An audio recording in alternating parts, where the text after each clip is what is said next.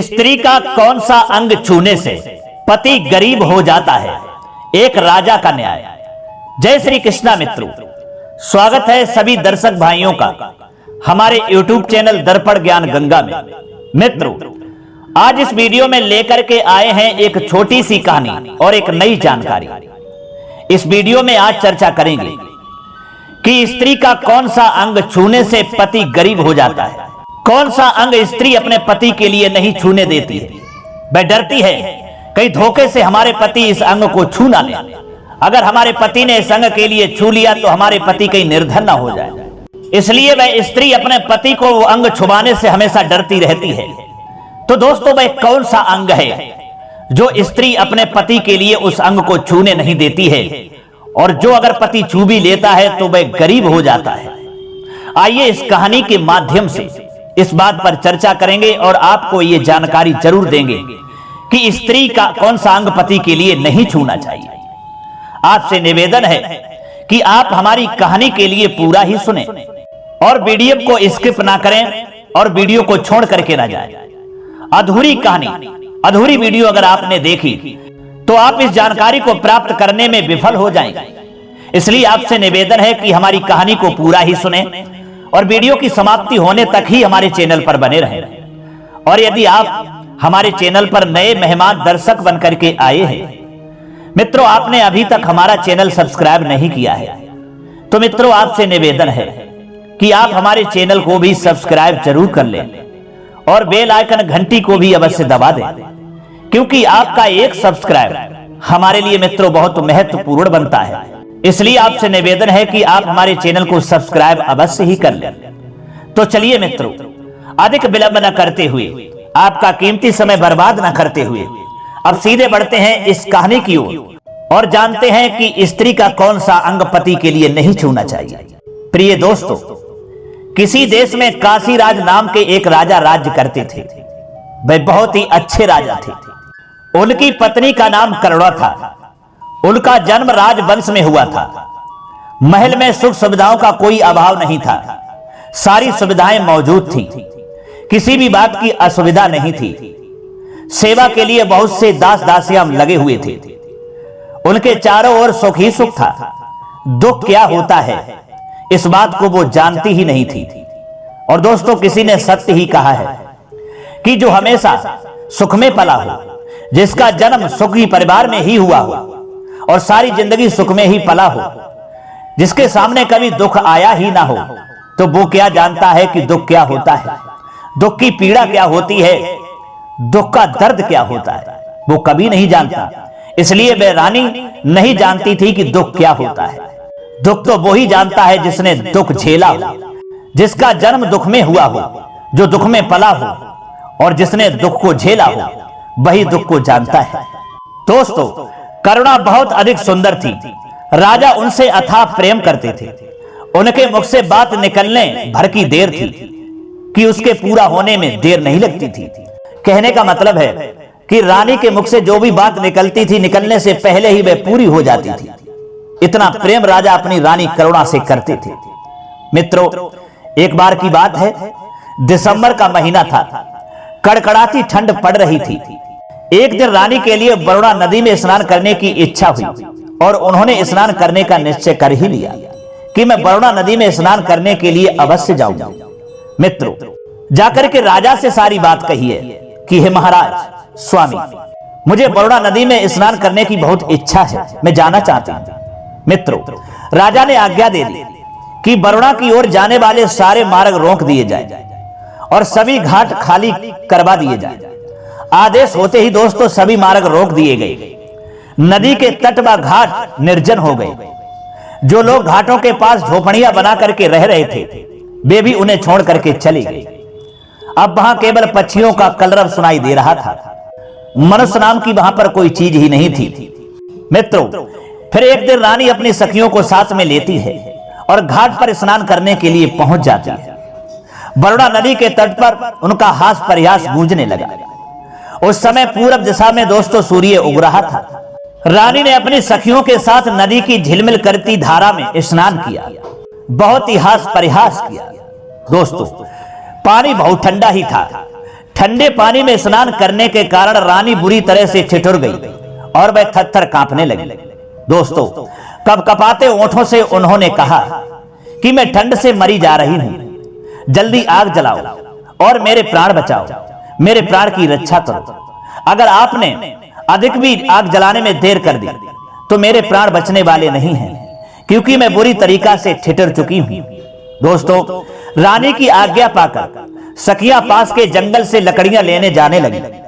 तभी रानी ने कहा, इतनी दूर आप कहां जा रही हो? देखो, पास ही में फूस की झोपड़ियां हैं, इसी एक झोपड़ी में आग लगा दो, किसी तरह इस ठंड से छुटकारा तो मिले, और नहीं तो मेरे प्राण जा रहे हैं। मित्रों, ये सुनकर के एक सखी ने कहा कि हे महारानी साहिबा, आप ऐसा ना करें। ये झोपड़ी न जाने किस गरीब की होगी, इसमें न जाने कौन सा यति सन्यासी रहता होगा, कितना बेचारा गरीब होगा। आप उसकी झोपड़ी जला देंगी और जब वह वापस लौट करके आएगा तो उसे कितना दुख होगा, कितना कष्ट होगा। वो अपना दुख किससे कहेगा? क्योंकि आप राजा की रानी हैं, आपके पति राजा हैं, और वो राजा से अपना दुख व्यक्त करने के लिए नहीं जाएगा, क्योंकि उसकी हिम्मत भी नहीं पड़ेगी। वो सोचेगा कि हम गरीब की कौन सुनेगा, आखिर को राजा की रानी थी। इसलिए आप ऐसा ना करें, उस यति सन्यासी गरीब की आप झोपड़ी जलाने की कोशिश ना करें, क्योंकि झोपड़ी के जलने से वह निराश्रय हो जाएगा। इस ठंड में वह बेचारा कहां जाएगा? मित्रों, दासी की बात को सुनकर के रानी को क्रोध आ गया।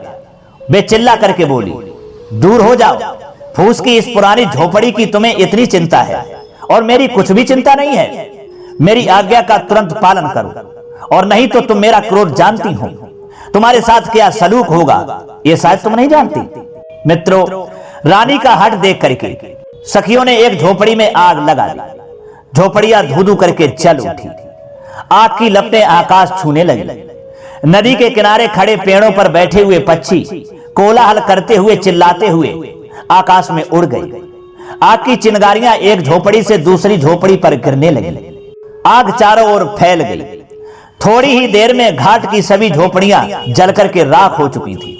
थोड़ी ही देर में घाट की सभी झोपड़ियां जलकर के राख हो गई। इधर दोस्तों, ठंड से कांपती हुई रानी को आग की लपटों की गर्मी बहुत अच्छी लगी। आग ताप कर रानी अपनी सखियों के साथ हास प्रयास करती हुई राजमहल में लौट आई। दोस्तों, अगला दिन जब होता है तो झोपड़ी में रहने वाले प्राणी वहां पर आते हैं, और जब वे मनुष्य अपनी झोपड़ियों को जला हुआ देखते हैं, अपने घर को उजड़ा हुआ देखते हैं, तो उनके लिए बहुत दुख होता है। सोचते हैं कि कल राजा के पास जाऊंगा और ये शिकायत करूंगा कि आपकी रानी साहिबा ने मेरे सब घर उजाड़ दिए। मित्रों, इधर अगले दिन काशीराज अपनी राजसभा में न्यायसन पर बैठा हुआ था कि जिसकी झोपड़ियां रानी ने जलवा दी थी, वे राज दरबार में पहुंच गए और रोते हुए रुंधे गले से उन्होंने राजा से अपनी दुख भरी कहानी सुनाई और कहा कि हे महाराज, आपकी रानी साहिबा स्नान करने के लिए वरुणा नदी पर गई थी, जहां हम लोगों की झोपड़ियां थीं, जिस पर हम निवास करते थे। आपकी रानी ने सारी झोपड़ियां जलवा दी हैं, आग लगवा दी, मेरे घर को बर्बाद कर दिया। अब मैं क्या करूं? मैं कहां जाऊं? मैं कैसे अपनी झोपड़ी बनाऊं? मैं तो बहुत गरीब हूं। मित्रों, अपनी प्रजा की बातें सुनकर राजा का सिर लज्जा से झुक गया।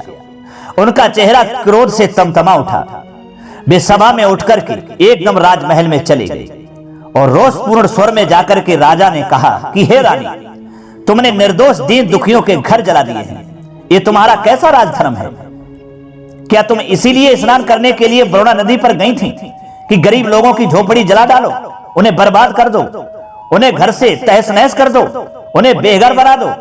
इसलिए तुमने वरुणा नदी में स्नान करने का निश्चय किया था? वो तो भूल हमसे हुई थी जो तुम्हें इजाजत दे दी। अरे मुझे नहीं मालूम था कि तुम इतनी गिर सकती हो, इतना नीच काम कर सकती हो कि तुमने गरीबों के घर को बर्बाद कर दिया, उनका घर जला डाला। अगर तुम्हारे घर को कोई जला डाले तो तुम्हारे ऊपर क्या बीतेगी? इस तरीका से दोस्तों, राजा ने जाते ही अपनी रानी को ऐसे ऐसे शब्द क्रोध में सुना डाले। मित्रों, ये सुनते ही रानी रूठ करके बोली, उन फूस की पुरानी टूटी फूटी झोपड़ियों को आप घर कह रहे हैं? उनके न रहने से किसी को क्या हानि हो सकती है? और अगर होगी भी तो कितनी होगी? ज्यादा नहीं होगी। अरे ऐसी झोपड़ियां तो फिर बन जाएंगी, क्या हानि है, क्या परेशानी? और तुम नहीं जानते हो अपनी रानी के एक क्षण के प्रमोद के लिए तो लोग न जाने कितना धन खर्च कर डालते हैं, और आप घास फूस की झोपड़ियों के लिए इतना क्रोध कर रहे हैं। मित्रों, रानी की ऐसी बात को सुनकर के राजा स्तब्ध रह जाते हैं। राजा क्रोध में थे। उन्होंने दासियों को आदेश दिया और कहा कि हे दासियों, इस रानी के राजसी वस्त्र उतार लिए जाएं और जो भी राजसी आभूषण पहने हैं वो भी उतार लिए जाएं, वह भिखारिन के कपड़े इनको पहना दिए जाएं। ये दासियों से कहा। दोस्तों, वही हुआ। राजा की आज्ञा से दासियों ने महारानी के राजसी वस्त्र और आभूषण उतार लिए और भिखारिन के कपड़े उनको पहना दिए। दोस्तों, रानी को राजमहल से बाहर ले जाकर के राजा ने कहा, जाओ दीन होकर घर घर भीख मांगो। तुमने अपने एक क्षण के सुख के लिए जिन गरीब लोगों की झोपड़ियों को जला दिया था, तुम्हें उन्हें बनवाना होगा। मैं तुम्हें 1 वर्ष का समय देता हूं। 1 वर्ष बाद तुम राजसभा में आना और सबको बताना कि दीन की झोपड़ी का क्या मूल्य होता है। मित्रों, इतना कहने के बाद राजा रानी को बाहर छुड़वा करके अपने महल में आ जाते हैं। इधर रानी चली जाती है और 1 वर्ष तक राजमहल से बाहर रहती है। गर्मी, सर्दी और वर्षा सहते हुए उन्होंने कठिन परिश्रम किया। तब जाकर के पूरे 1 वर्ष में वे झोपड़ियां बना करके रानी ने तैयार कर पाई। अब रानी के लिए झोपड़ी का वास्तविक मूल्य समझ में आ चुका था। समझ चुकी थी कि गरीब की झोपड़ियों का वास्तविक मूल्य क्या होता है, ये झोपड़ियां कैसे बनती हैं, कितना कष्ट होता है, कितनी परेशानी होती है, तब ये झोपड़ियां बन पाती हैं। ये सब कुछ रानी के लिए समझ में आ चुका था। इधर दोस्तों, सारी झोपड़ियां बन जाती हैं। फिर 1 वर्ष के बाद रानी अपने राजमहल में पहुंचती है राजा साहब के पास में, और राजा साहब के सामने घुटनों के बल झुक जाती है और हाथ जोड़ करके कहती है कि हे स्वामी, मुझे माफ करो, मुझे क्षमा करें। मैंने बहुत बड़ी गलती की थी, भूल की थी, जिसका पश्चाताप करने के लिए मैं 1 साल तक बाहर रही। मैं गर्मी, सर्दी, ठंड सब कुछ सहती रही, लेकिन मैं 1 साल तक आपके पास लौट करके नहीं आई। मेरे द्वारा जितने गरीब लोगों की झोपड़ियां जली थी वो मैंने सब 1 साल के अंदर बना दी, और मुझे पता चल गया है, मुझे समझ में आ गया है कि गरीब की झोपड़ियों का मूल्य क्या होता है। मैं सब समझ चुकी हूं। मैं बहुत परेशान हो गई हूं, मैं बहुत थक चुकी हूं। अब मुझे आगे की सजा ना देना। मैं आपसे क्षमा मांगती हूं कि आज के बाद में मैं ऐसा कोई काम नहीं करूंगी कि जो आपके दिल पर ठेस पहुंचे, राजसभा में व इस राज्य में आपका अपमान हो, आपको लज्जा से अपना सिर नीचे झुकाना पड़े। ऐसा कोई भी कार्य आज के बाद में कदापि नहीं करूंगी। अब मुझे महाराज क्षमा करें और मुझे राजमहल में आने की इजाजत दें। दोस्तों, करुणा भरी आवाज को सुनकर के राजा खुश होकर के कहता है कि हे रानी, तुम हमारी सबसे चाहने वाली रानी हो। मैं तुमसे बहुत प्रेम करता था और अब तुम्हारे लिए मेरे दिल में बहुत अधिक जगह बन चुकी है। पहले से भी अधिक प्रेम आपके लिए हो चुका है। रानी, आइए और मेरे हृदय से लग जाइए। मेरा मन करता है कि हम अपनी इस रानी के लिए हृदय से लगा लूं, हृदय से चिपका लूं। दोस्तों, राजा साहब के ये शब्द सुनकर के रानी खुश होकर के भागती है अपने पति के हृदय से लगने के लिए।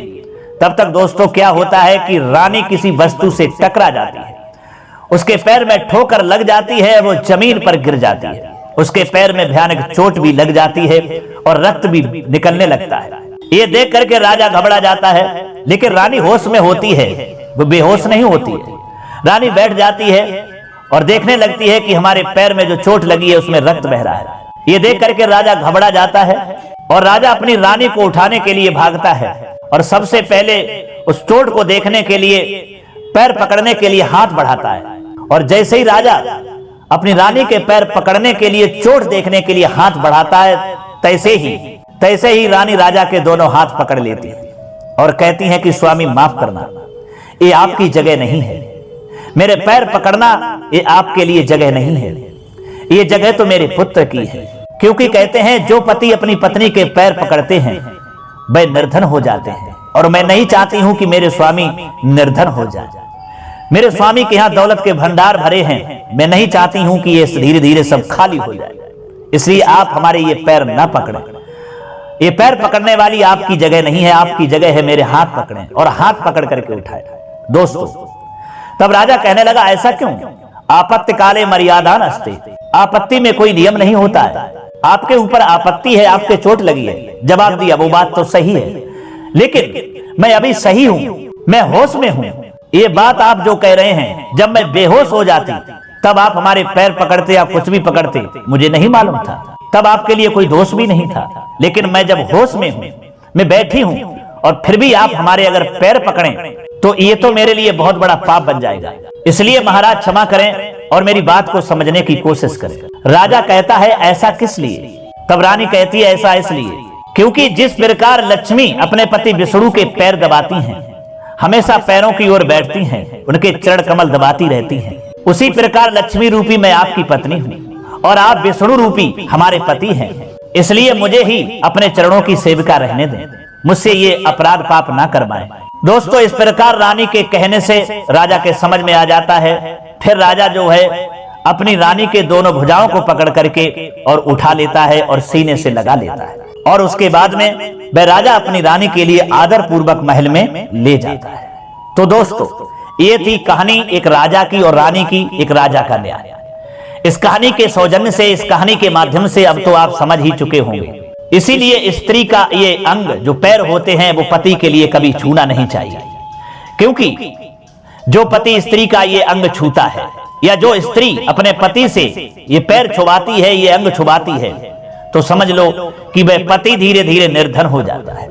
यही कारण होता है। और दोस्तों, इसीलिए कोई भी दुनिया की स्त्री यही अंग अपने पति को नहीं छूने देती है, यही कारण है। तो दोस्तों, कैसी लगी हमारी वीडियो और कैसी लगी ये नई जानकारी?